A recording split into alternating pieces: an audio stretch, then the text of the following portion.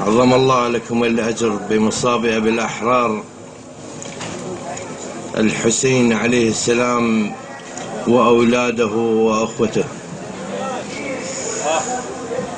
لا أحب أن أطيل عليكم بكلمتي ولا بقصيدتي، لذلك ارتأيت أن أقتبس من قصيدتي بيتين من الإسهيري.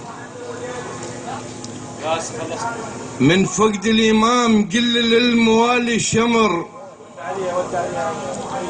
ترتاح القلوب من يا فاجع يا مره، بس كل أمر هان ومنطف علينا شمر، ملعون ذاك الأمر للصدرة ويا مره. واجساد الأشراف طاحت على الغبرة شمر، من سيل دمها كأنها بنص لهب يا مره. أسألك بالله هم شفت ابن ذال الشمر، لو مثل زينب فجيعة بهالوقت يا مره.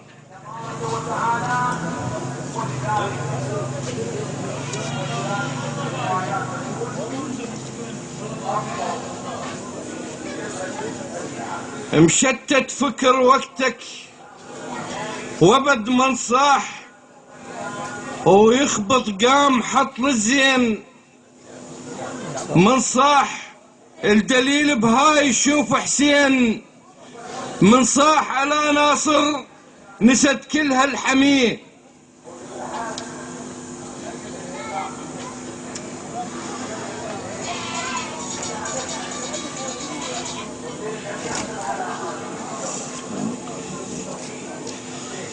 متحشد أعداء ويوعظهم وجو لا طف،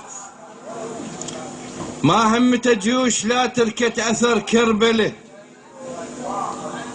صق الميازين عزم لشدته ولا طاف، رد ناشد السيف لرقاب العدي كربله.